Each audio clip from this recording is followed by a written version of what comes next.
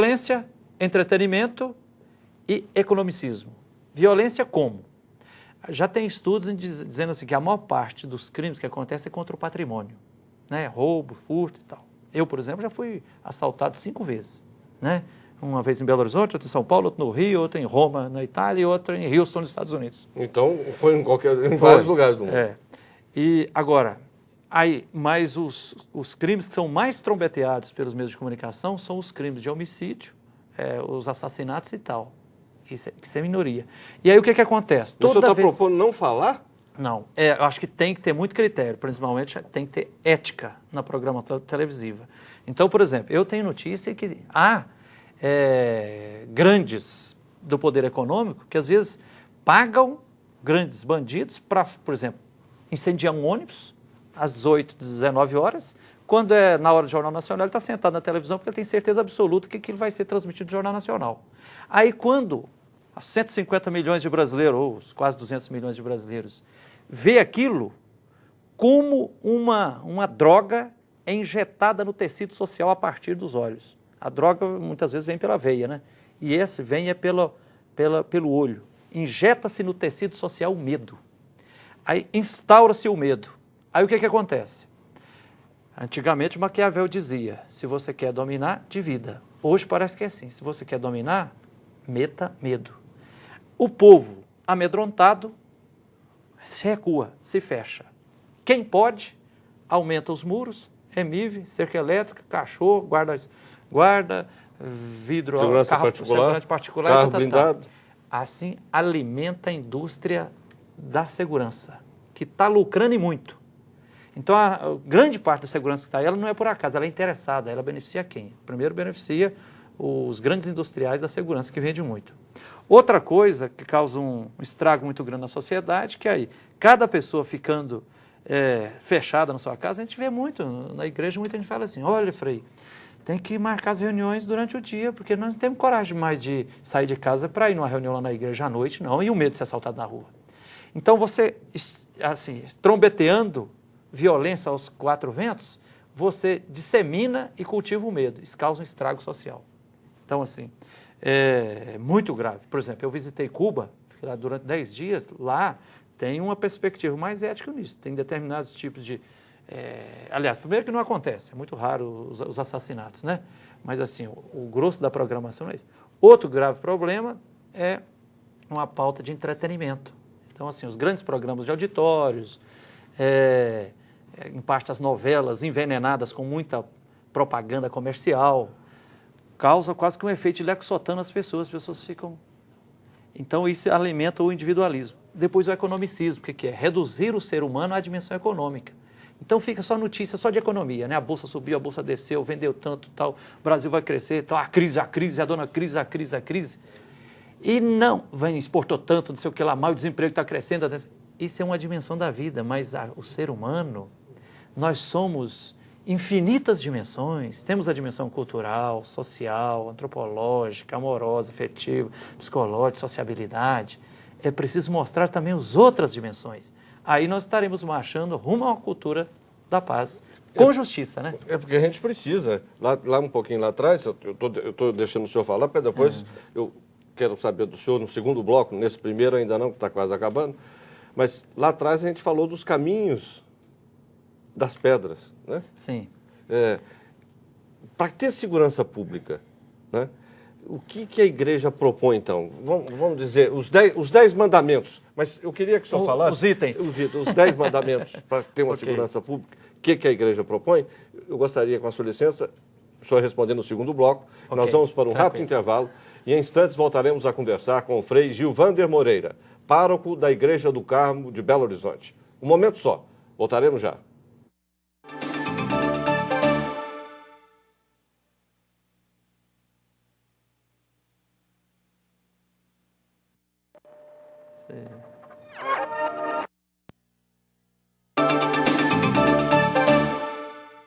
O Opinião Minas está de volta. Conversamos com o Frei Gilvander Moreira, que está até com a cabeça baixa por causa dos 10 mandamentos, né? Pároco da Igreja do Carmo em Belo Horizonte. Nós estamos falando sobre a campanha da Fraternidade 2009, Segurança Pública. Lá no intervalo, Frei, eu falei nos 10 mandamentos. Eu deixei o senhor falar, né? O senhor disse que a mídia é responsável por em parte do que está acontecendo. Nós somos responsáveis, a falta de educação é responsável, a falta de paz e de amor. Sim. Mas em uns mandamentos, o que a Igreja Católica pensa?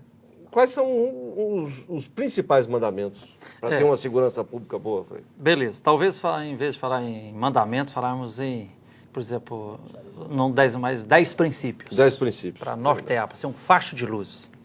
Eu acho que, primeiro, a gente, em todos os níveis, fomentar a cultura da paz, a partir das relações interpessoais, nas escolas. Segundo, nós precisamos colocar um limite para a propriedade no país. Porque o que é isso? O que o senhor quer dizer já está comprovado que grande parte da violência reinante hoje tem como causa a grandíssima desigualdade social e econômica existente no país. Por exemplo, hoje, 20% da população é proprietária de 80% das riquezas da renda do país. Né? 1% dos proprietários de terra são proprietários, se dizem proprietários de 46% da terra. Então, a estrutura fundiária é iníqua. Então, nos últimos 40 anos, já são mais de 50 milhões de camponeses que foram arrancados, enxotados do campo e jogados nas periferias das grandes cidades. E aí está o caldo pronto para se fazer a guerra civil não declarada. Por exemplo, aqui em Belo Horizonte, outro dia eu fiquei assustado, Hugo. Estão lançando um prédio aí, um apartamento por andar, com 6 vagas de automóvel, sendo que uma vaga o proprietário vai poder chegar dentro do apartamento guiando o seu automóvel. Preço do apartamento, 4,5 milhões de reais. Mas isso são para poucos, né, Frei? Pois é, para poucos, mas num país que ainda tem hoje, infelizmente, 14 milhões de pessoas vivendo na miséria. Aqui a gente nunca pode esquecer do grande Josué de Castro, que fez um mapa da fome no Brasil. Né? Outro dia eu vi as feridas abertas da fome. Isso eu acho que essa desigualdade é demais. Então, assim, nós temos que conter o luxo, diminuir o consumo, para a gente viver numa sociedade mais simples, mais austera, para as pessoas que vivem na miséria não serem tão, assim, flagrantemente ofendidas. Outro ponto, para isso eu falei de raspão, mas é necessário fazer reformas agrária e urbana. Então não pode, por exemplo, assim, a especulação imobiliária e esse crescimento desordenado. Depois, eu acho que precisa também a sociedade alimentar e se inspirar nas propostas do Fórum Social Mundial, que é a sociedade civil organizada viva mundial, a partir dos pastorais sociais, dos movimentos populares sociais, todas as pessoas de boa vontade, a partir dos engajamentos comunitários, sociais e tudo, construindo uma sociedade realmente com justiça e paz, uma sociedade sustentável. Isso eu acho que é importantíssimo. Depois também, eu acho que é preciso uma grande revisão no Poder Judiciário, porque em grande parte, Hugo, é mito no Brasil aquela história de dizer assim, a causa da violência no Brasil, da insegurança institucionais aí, é a impunidade.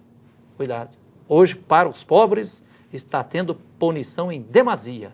Está tendo uma grandíssima impunidade para os grandes, os que promovem crimes de colarinho branco. Né? Isso é uma ofensa. Hoje já tem estatística mostrando aí que esses quase 500 mil presos aí são basicamente pobres, jovens e negros. É muito difícil a gente ver um dos grandes aí do crime de colarinho branco com a algema na mão ou indo para de trás dos cárceres. Né?